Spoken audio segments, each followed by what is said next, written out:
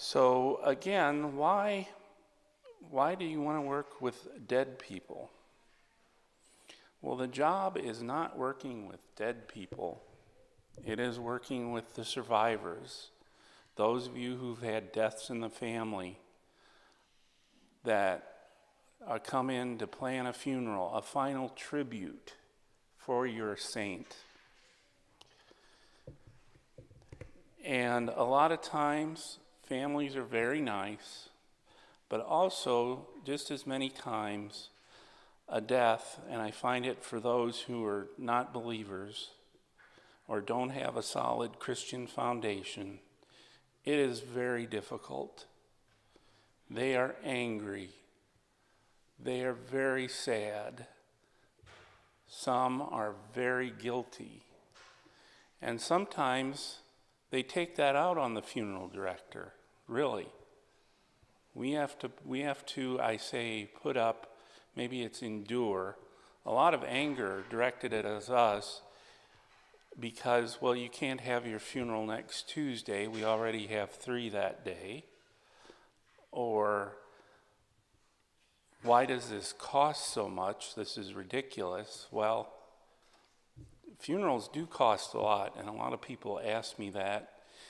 And my response is, they don't really cost enough if you get down to it. But we put up with that. And then there's just moving the bodies around, getting them in and out of hearses, getting them in their caskets to their grave site. There's a lot of coordination, scheduling. It's just a lot of moving parts. And I've also, one of the things that I found interesting is that how people die. Working at St. Louis Cremation, I started out doing a lot of what we call removals. That's removing bodies from the place of death, from the home, from the hospital, nursing home, or medical examiner's office. And something occurred to me right away that I found quite profound, is that I go to a home and somebody would be laying dead in the bathroom, between the toilet and the bathtub, a tricky situation. And the way they were dressed, like this person wasn't thinking they were going to die today. And that's the same for me, and it's the same for you, how we die.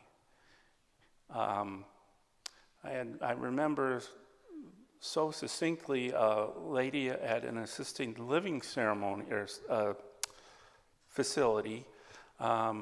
We found her dead at the end of her bed. She was dressed up like she was going somewhere important. Her hair was done.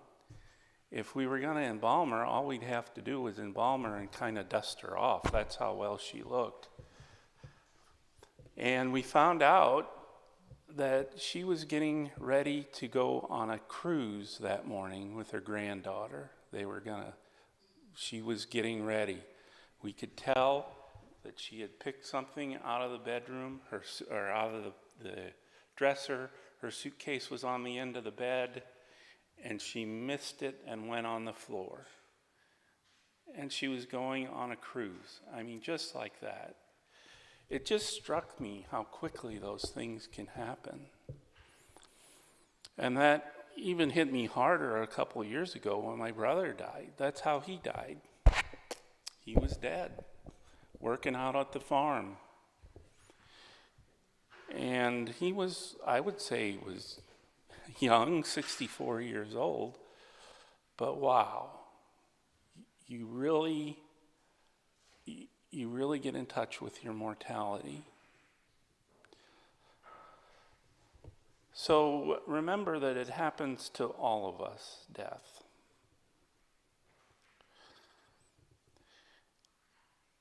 And so when your time comes, the normal thing to do is to plan to have a funeral, either at the funeral home or the church.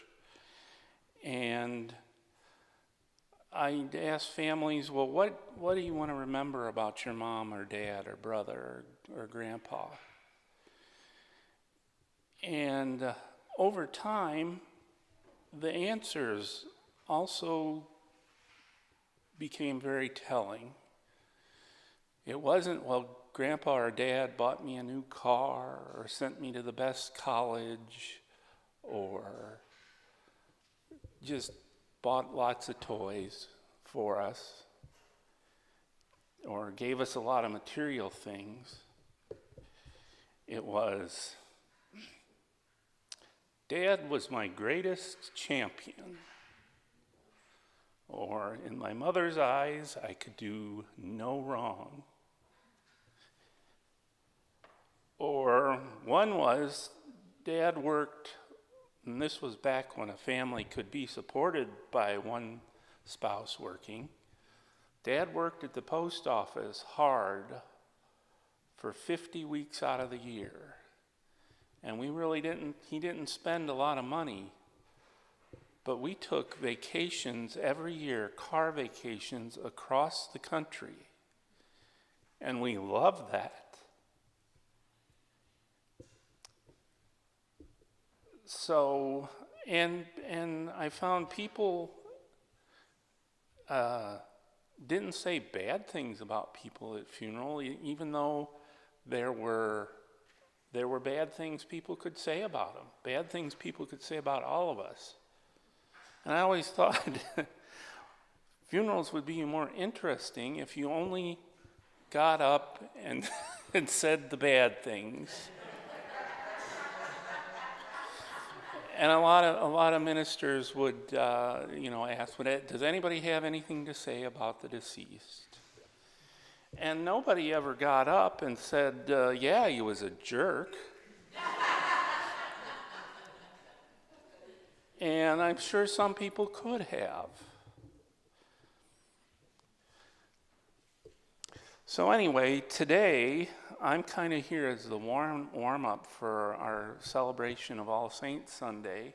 I think the actual day is the day after Halloween, but we'll have, I'm sure, special music and remembrances next Sunday for all the saints that we remember.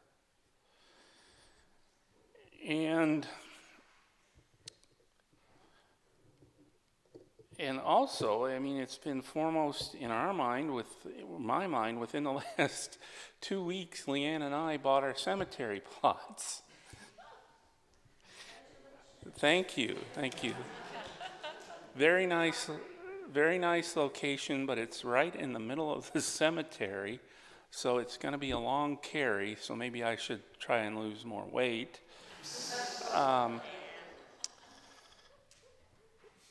But, some people that creeps out, like, ew, I don't even want to think about that. Well, I've been in the business a long time. It doesn't really creep me out.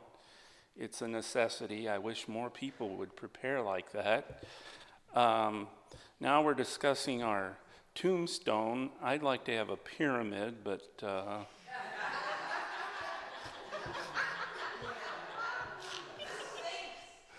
Yeah, a sphinx, but that's not going to work.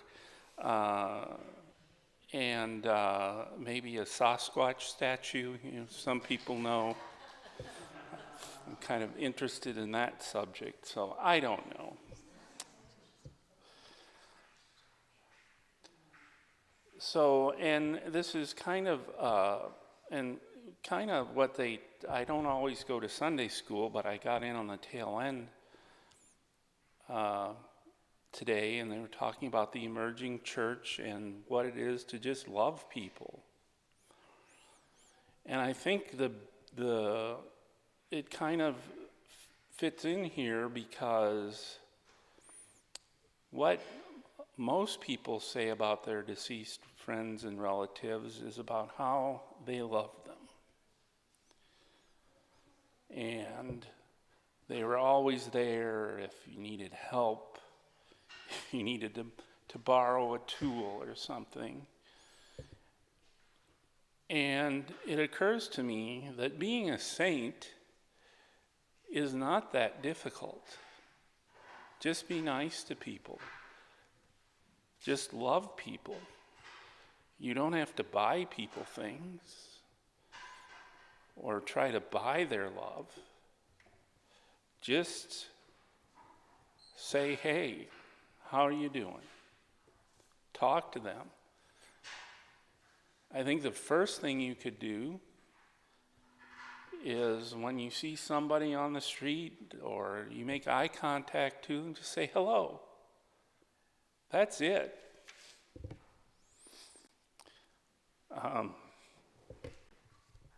Our newest saint in the family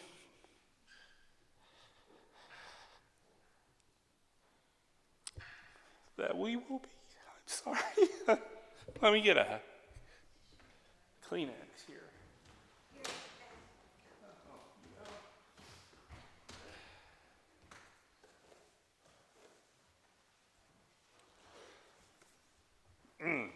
The newest saint in our family is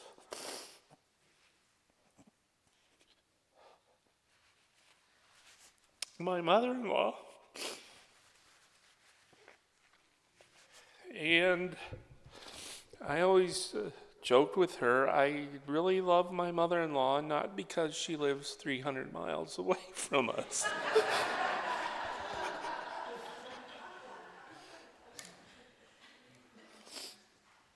Well, what did she do? For the 18 years I knew her, when we visited, I always felt like a treasured guest in her home. She cooked for us. She made sure we were comfortable. It wasn't that difficult. And then at her funeral, there was a church. It was at a church a little bigger than this one. And it was full.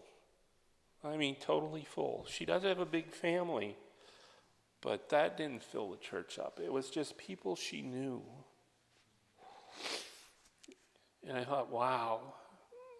And then it occurred to me, something I never really thought of. Every year at birthdays, anniversaries, Valentine's Day, she sent a card. And I realized she did that for everybody she knew. Now our cards had little extra green slips in them. I don't know if she sent those to everyone. But the pastor asked at her funeral, now how many of you here have ever gotten a card from Dee? And just about everybody's hand went up. And I thought, wow, that was her ministry? It was a greeting card. It wasn't much. It was simple. Hi, how are you? Been thinking about you. And it brightened people's day. It made them feel loved. That was her trick to sainthood.